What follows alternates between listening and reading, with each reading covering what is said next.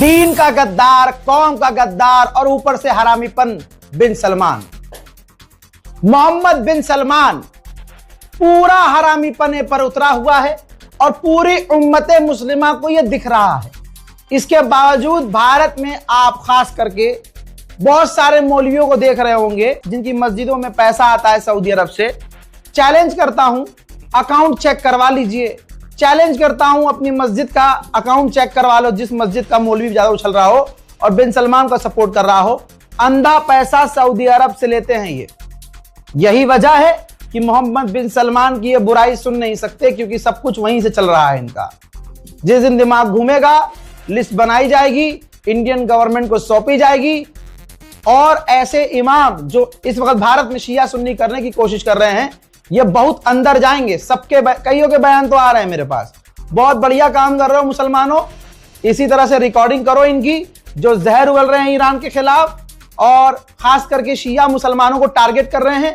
इनकी आइडियोलॉजी पाकिस्तान से है, आज सब खोल दूंगा, बहुत बड़ी बात बोल रहा हूं। इनकी आइडियोलॉजी पाकिस्तान से है।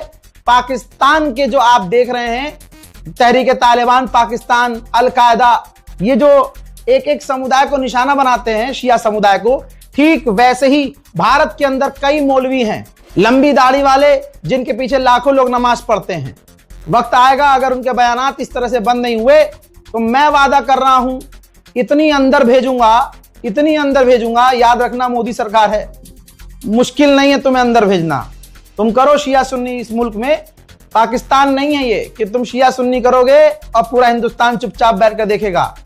मुल्ला, जब तुम्हारी दाल रोटी वहां से चल रही है तो दाल रोटी चलाओ, जहर काहे उगल रहे हो। हजरात मोहतरम, मोहम्मद बिन सलमान का हरामीपन एक बार फिर से दुनिया के सामने खुला है। सबसे पहले सबूत ही आपकी स्क्रीन पर रख रहा हूं, पढ़ लेना।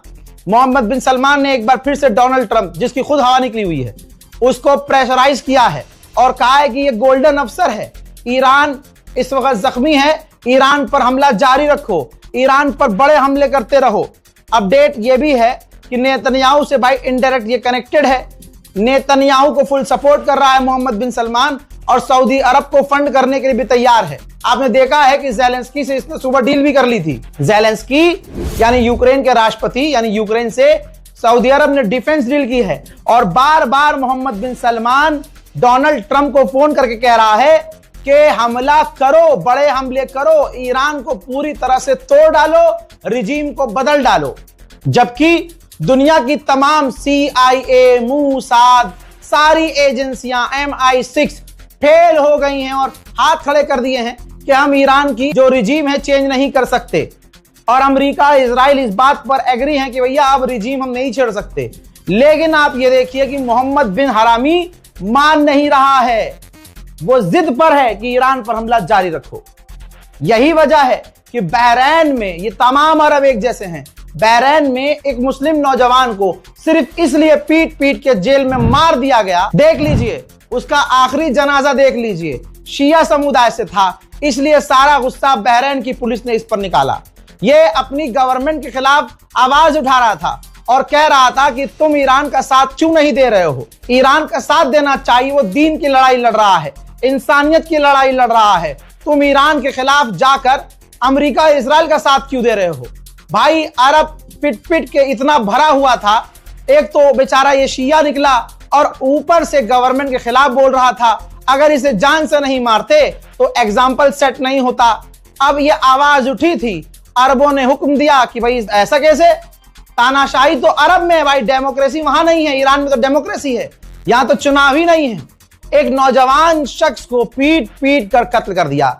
अब बहरैन के लाइव अपडेट में आपको बता दूं कि बहरैन में जनता सड़कों पर है, इंटरनेट बंद किया जा रहा है, वीडियो अगर कोई बना रहा है तो वीडियो उसके ब्लॉक किए जा रहे हैं, उसको गिरफ्तार किया जा रहा है।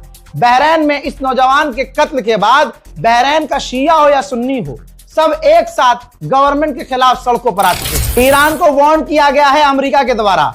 अमेरिकी ऑफिशियल ने कहा है कि ईरान के पास बेस्ट चांस है वो अमेरिका के वाइस प्रेसिडेंट से बात करके डील कर लें, वरना कोई चांस नहीं बचेगा। लेकिन मेरे दोस्तों, ये तो एक तरफा बात है।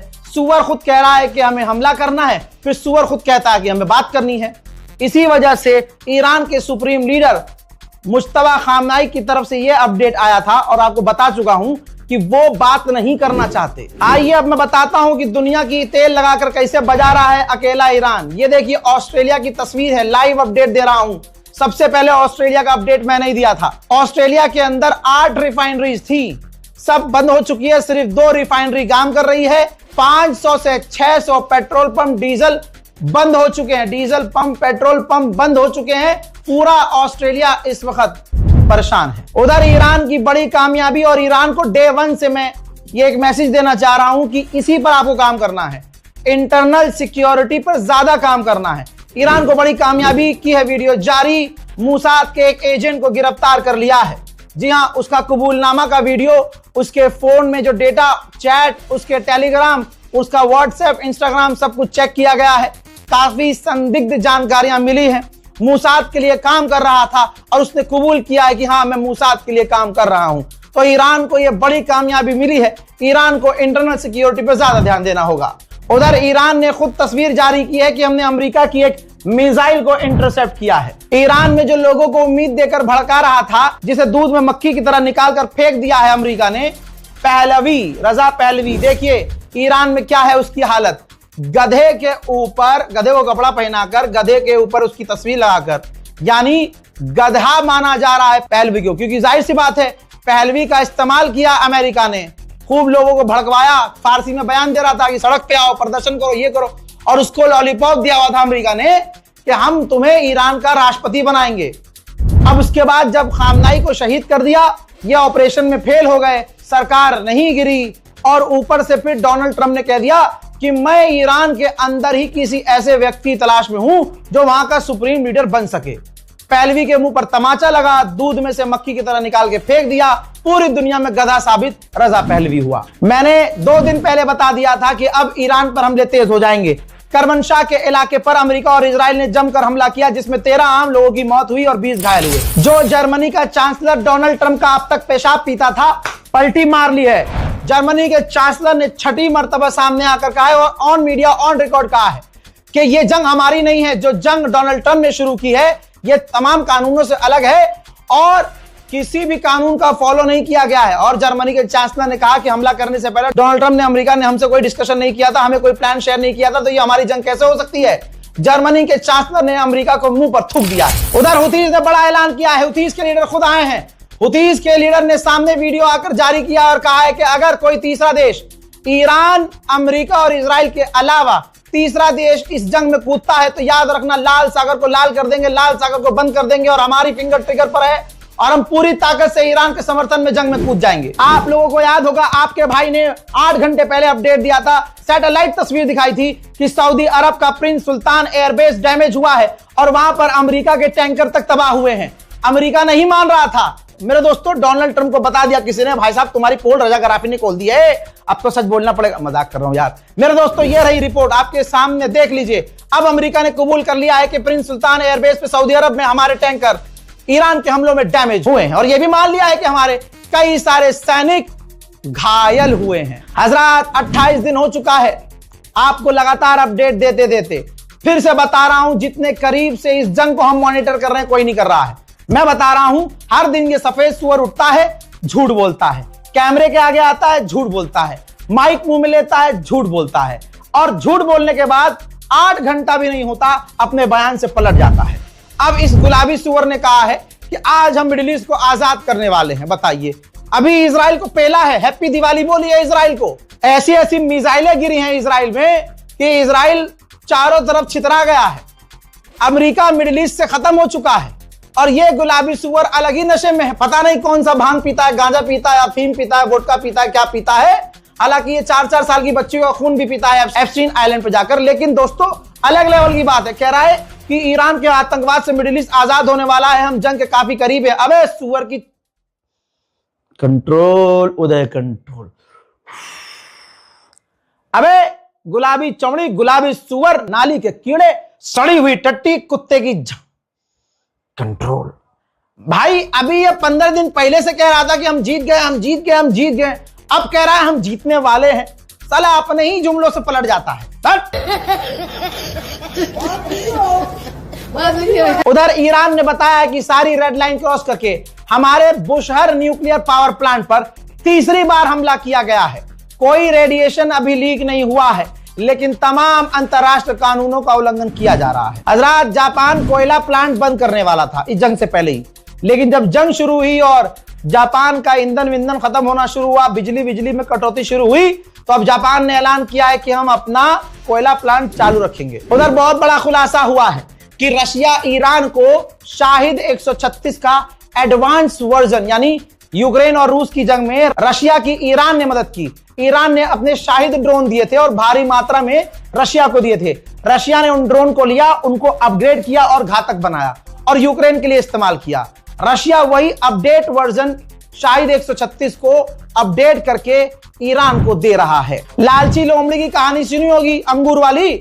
अंगूर लपक रही थी, हाथ नहीं पहुंचा, तो सारी दुनिया से वो बुराई करती गई, अंगूर बड़े खट्टे हैं, अंगूर खट्टे हैं। यही गुलाबी लोमड़ी अब ये है, गुलाबी सुअर। इसने अब अपने ताजा बयान में कहा कि ब्रिटेन के एयरक्राफ्ट करियर अच्छे नहीं हैं, ब्रिटेन के एयरक्राफ्ट करियर स्लो चलते हैं, अच्छा काम नहीं करते हैं, काफी वीक है। यह पता है इसने क्यों कहा? क्योंकि ब्रिटेन ने इसकी लाख रिक्वेस्ट पे ब्रिटेन का पेशाब पीने के लिए तैयार था ट्रंप, लेकिन फिर भी ब्रिटेन ने अपने aircraft carrier straight of Hormuz में नहीं भेजे। तो बस अब ये ब्रिटेन के एयरक्राफ्ट करियर को, ब्रिटेन की फौज को कमजोर बताने में लगा है। मेरे दोस्तों, डोनाल्ड ट्रंप इस वक्त दुखियारी रांड की तरह रो रहा है, दुखियारी रांड। अब ये रांड वहां खड़ा होकर कह रहा है, रांडो की तरह बस रो रहा है, रुदाली बना हुआ है इस टाइम। कह रहा है, जैसे पहले तो बुराई कर दी इसने ब्रिटेन की, फिर इसने नेटो को फिर से कोसा, कहा कि मैं गारंटी देता हूं अगर फिर से दुनिया में कुछ बड़ा कांड हुआ और मदद की जरूरत हुई तो नाटो वहां भी नहीं होगा। पहले बुराई कर दी रंडवे ने, फिर आगे कह रहा है कि वैसे भी हमें नेटो की जरूरत नहीं है। अबे तो फिर R- रौनक कर क्यों रहा है तू? भाई साहब, ऐसी मिसाइलों की बरसात ईरान ने इजराइल पर की, वो वीडियो में दिखा चुका हूं, अलग से पूरा ब्रेकिंग न्यूज दिया था मैंने, कि अब इजराइल ने कबूल किया है कि ईरान की मिसाइलों के 11 अलग अलग जगह पार्ट गिरे हैं। भाई साहब, मैं बता दूं, पार्ट नहीं गिरे हैं, 11 जगह मिसाइलें गिरी हैं और तबाही इजराइल में मची है। यकीन नहीं आ रहा तो देख लीजिए इजराइल की और तबाही की तस्वीरें। हैप्पी दिवाली।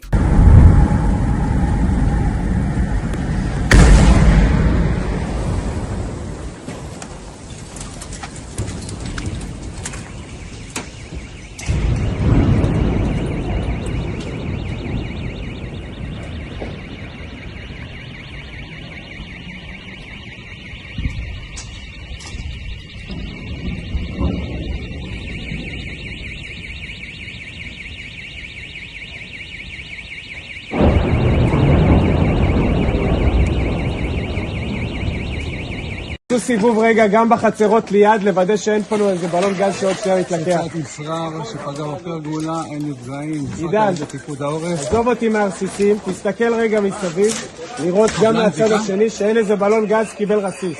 חבלן זיקה? כן, חבלן זיקה. חבלן זיקה.